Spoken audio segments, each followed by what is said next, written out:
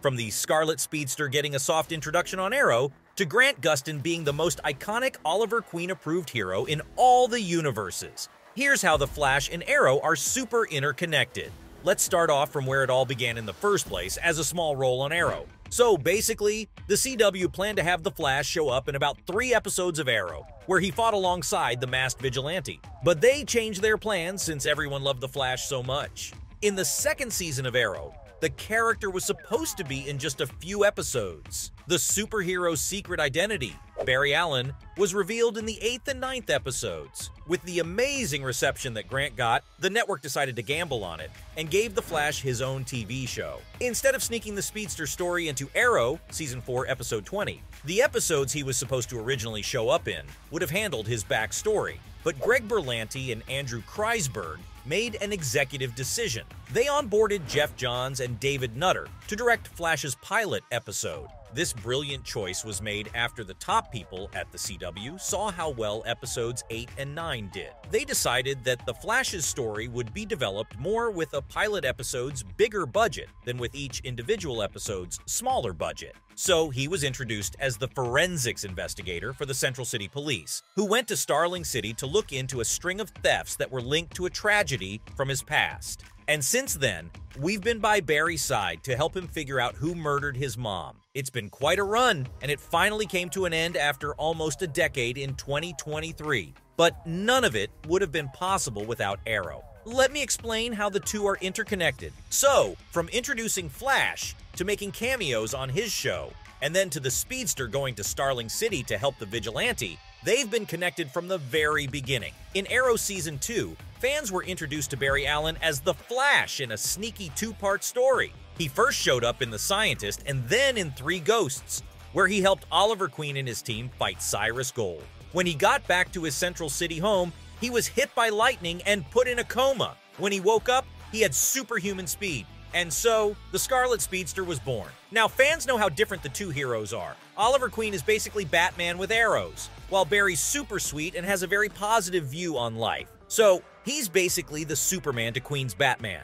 Oliver is a quiet thinker, who doesn't waste much energy in his fight against crime. But then there's Barry, who's more likely to act and depend on his skills to deal with any problems that come up. This difference is often brought out by crossovers in the series, which show how the two main characters make up for each other's flaws. Since both the shows were shot in Vancouver, characters could jump from one set to the next. The regularity of these little visits made the crossovers feel more natural and built a sense of community between the shows. Arrow and The Flash were so close to each other that they would often work together. DC's success on TV can also be linked to how well their shared world is liked. Even though Marvel still rules the movie theaters, DC's success on TV could give it a run for its money. The TV side of DC is a lot more successful because of how streamlined the stories are. Since 2012, from the first episode of Arrow, they've totally dominated. But it's kind of complicated to understand too, which I think totally adds to its awesomeness. The combined canon, called the Arrowverse, after the show that started it all, includes 4 TV shows, many web series, and dozens of different Earths. Confused? Don't be, I'm gonna help you out. Starting with Earth 1. Okay, this part isn't too hard to understand. Arrow, The Flash, and Legends of Tomorrow all take place on Earth 1. Since Megalyn Ichikawoki is the voice of Vixen in both Arrow series, there are a lot of crossovers between the 3 shows. Between 2014 and 2015, NBC aired 13 episodes of the show Constantine. After the Hellblazer show was canceled, its star, Matt Ryan, made guest appearances on Arrow and Legends of Tomorrow. This helped keep the show's continuity with the Arrow and Flash worlds. Then we have Earth 2. This is where things start to get a little complicated. Earth 2 is a parallel world that appears in the second season of The Flash. It's home to different versions of the heroes and villains from Earth 1. That includes Tom Cavanaugh's Flash and his friend Dr. Harrison Harry Wells. His double on Earth 1 was killed, and Reverse Flash, who could move through time, took his place. In the second season, Gustin's Barry went up against the bad speedster from Earth 2 called Hunter Zolomon, aka Zoom. After that, we've got Earth 3. In the third world of the multiverse, there's another speedster, but it's not Barry Allen. In this world, John Wesley Shipp plays both Jay Garrick, the Flash of Earth 3, and Henry Allen, Barry Allen's father. Hunter Zolomon from Earth 2 first came to Earth 1 dressed as Jay, which made Barry, his friends, and all of us super confused for months. Jessie Wells, also known as Jessie Quick, is another speedster who lives on Earth 3, but she was born on Earth 2, like her father Harry. It's kind of complicated, isn't it? Oh, and things get even worse with the introduction of Supergirl from Earth 38. The CBS show is also part of this multiverse, but Kara Danvers, played by the amazingly talented Melissa Benoist, lives on a different planet than her other heroes. But hey, she can always just jump across whenever a crossover is required. Since there was no Superman in the TV world at first, the simple answer was to make another parallel universe where the Girl of Steel could work without her male counterparts. But then, in 2017, the crossover event called Crisis on Earth X introduced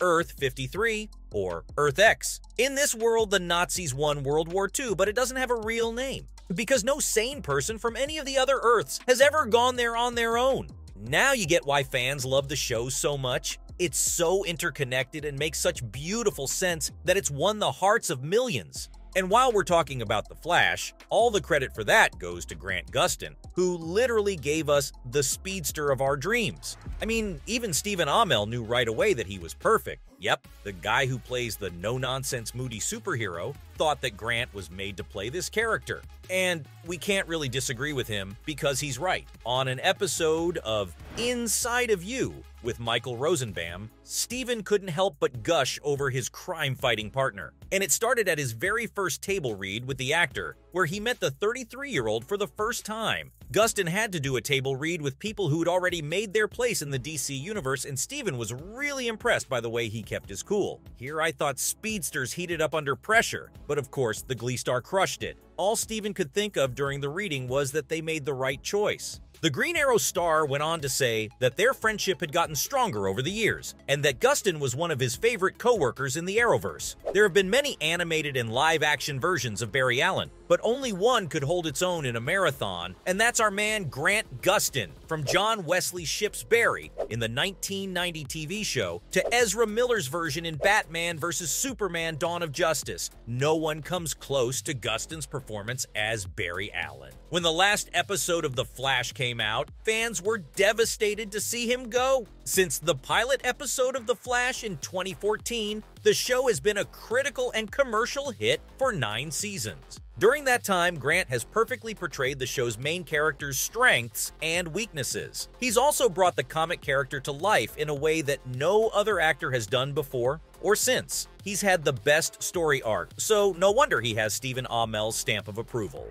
So there you have it, from Grant Gustin being the most iconic Oliver-approved hero in all the universes, to the Scarlet Speedster getting a soft introduction on the Arrow. Here's how the Flash and the Arrow are super interconnected.